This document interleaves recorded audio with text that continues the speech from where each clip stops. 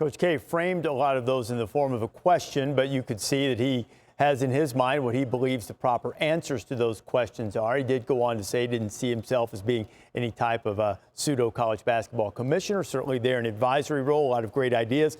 Jay, as you think about this, you've talked and thought a lot about the way that NCAA needs to change. What's your reaction to what Coach K said about some of the ideas that he put forward? Well, I think he's right, especially when it comes to structure. You know, this is called a transformational time now because the NCAA and all the member institutions haven't made good decisions over the last 100 years and haven't adapted to the landscape. I mean, they're running a multi-billion-dollar entertainment industry off of college campuses. And the NCAA complains all the time that, well, we're facing litigation on the antitrust front. Well, the reason you're facing litigation on the antitrust front is because you've been violating federal antitrust law for over 100 years.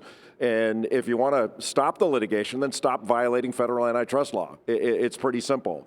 But because the NCAA is an opaque bureaucracy where it's really difficult for any decisions to be made, therefore it's hard to adapt to the changing landscape, the opaque bureaucracy also helps people avoid accountability. So in the same regard that Coach K is asking, you know, to whom do you direct your question so that you can get change, you also have to ask the question, to whom do we direct blame? And so the bureaucracy is able to say, well, we can't figure out who gets blamed. We can't figure out who do we fire, who do we put in charge. The NCAA is a hot mess, and it has been for a long time. And that's the reason we're in transformational change, is because there hasn't been the appropriate change and the appropriate structure put in place over all these years. And that was intentional because they could get away with it. But since the Alston decision in the United States Supreme Court, can't get away with it anymore. And that's why we're facing this.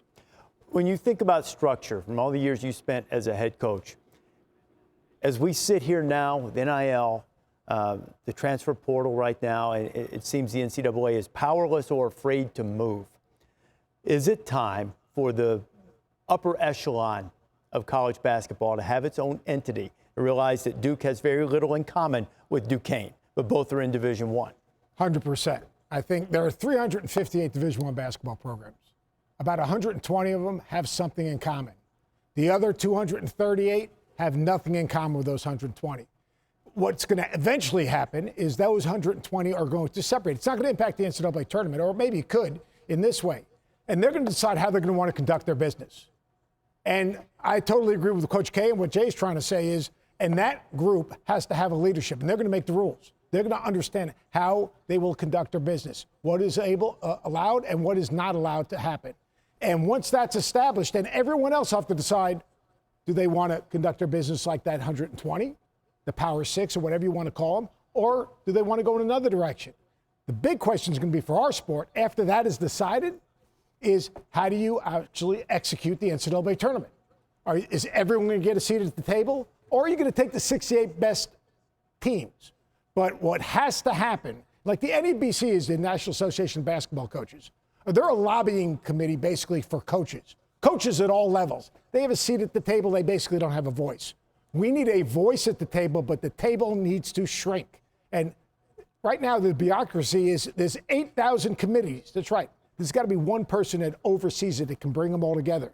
Where I disagree with what Coach K said is we need to work with the NBA. We got to understand the NBA is not our partner. The NBA's main focus is the NBA.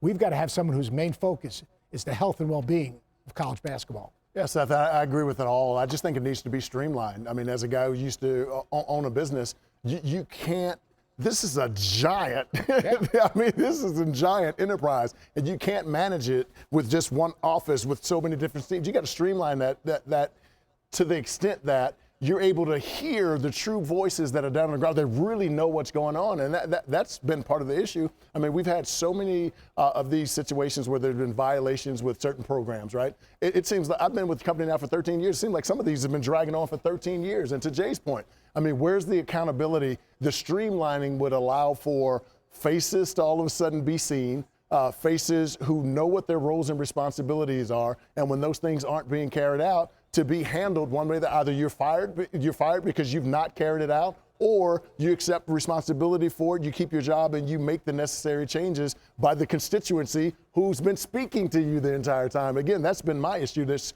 so much red tape and nothing gets done, and so we end up being where we are right now. The sad part of it for me, Seth, as I mentioned to you, it may not be directly related to it, but we don't even talk about education anymore with regard to our student athletes. You know, we talk about so much about the portal. We talk about so much about NIL. I mean, only about 10% of the athletes are going to be able to benefit from that. But what about the other 90 who, for the rest of their lives, need to be held accountable and responsible for making decisions right now that can help them for the next 40 years? I think we completely lost the educational component of it. Jay, what's the last word you have on this right now? Well, to Fonz's point, I mean, respectfully, the NCAA isn't about education. The NCAA has never educated a single student. Education is up to each individual institution to take care of. That's their purview. One of the big problems is the college presidents claim that they're in charge, and they're not. And they don't know what they're doing with regard to running these sports. And I'll give you an example. Like, the college presidents aren't in charge of university hospitals. That wouldn't go particularly well.